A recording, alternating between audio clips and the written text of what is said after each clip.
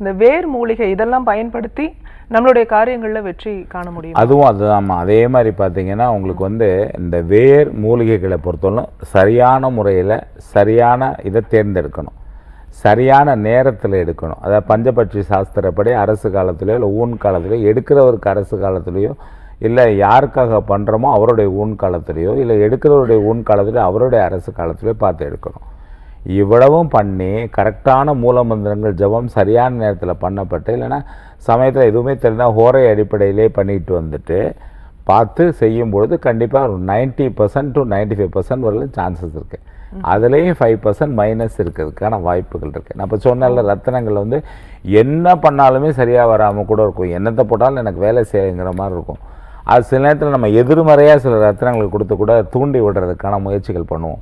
இந்த ஜென்ரேட்டரில் வந்து kerosene generator பெட்ரோலில் start பண்ணிவிட்டு கெரசினில் ஓட விடுற மாதிரி அதுபோல் ஸ்டார்ட் பண்ணுறதுக்கு பயிற்சி பண்ணி அப்படி பண்ணியும் சிலர் எந்த விதத்துலையுமே நடக்காமல் போகிறதுக்கான வாய்ப்புகள் இருக்குது. இந்த மாதிரி விஷயங்களை எப்போவுமே ஒரு 5% நெகட்டிவாக பேசுகிறதா நிறைய பேர் நினச்சிக்கிறாங்க. ஆக்சுவலாக அது இல்லை, 95% பண்ணலாம், 5% அதுலேயும் வேறுலேயும் மைனஸ் வர்றதுக்கான வாய்ப்பு இருக்குது. மதிவணங்கின்னு ஒன்று இருக்குது, நானும் நிறைய பேருக்கு அது கொடுத்துருக்கேன். ஆனால் யாரோ ஒருத்தருக்கு அது வேலை செய்யலை, ஒன்றுமே செய்யாமல் சைலண்ட்டாக இருக்குது, வச்சுருங்க அப்படிங்கும்போது ஒரு 10 மாதம் கழிச்சோ இல்லை 1 வருஷம் கழிச்சோ திடீர்னு மடமடான்னு வேலை செய்ய ஆரம்பிக்குது. அதனால குழப்பம் வரும். அந்த மாதிரி நேரத்தில் அவங்க எடுத்து யார்ட்டையா கொடுத்து அங்கே வச்சுருங்கன்னு சொன்னாங்கன்னா அந்த வித்தியாசம் தெரியும். ஆக்சுவலாக நான் சொல்கிறது உங்களுக்கு புரியல. எப்போ வந்து செய்து ஒரு பூஜையாக இருக்கட்டும், ஒரு ஜபமாக இருக்கட்டும், ஒரு பரிகாரங்களாக இருக்கும், கொஞ்சம் லேட்டாக வேலை செய்யும். பட் பொறுமை இல்லாமல் போயிடுப்ப.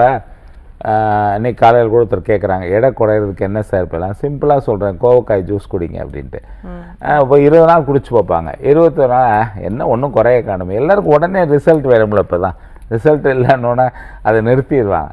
இதெல்லாம் தொடர்ந்து எப்படி நீங்கள் யோகா தொடர்ந்து பண்ணால் அதுக்கு எஃபெக்ட் இருக்குமோ, எப்படி நீங்கள் வந்து மூச்சு பயிற்சி தொடர்ந்து பண்ணால் எஃபெக்ட் இருக்குமோ, அப்படித்தான் நீங்கள் 2-3 மாதம் 6 மாதம் பண்ணிட்டு எனக்கு இல்லைன்னு சொல்லி விட்டீங்கன்னா அது வேலைக்காகிறதுக்கான விஷயம் இல்லை. ஆக்சுவலாக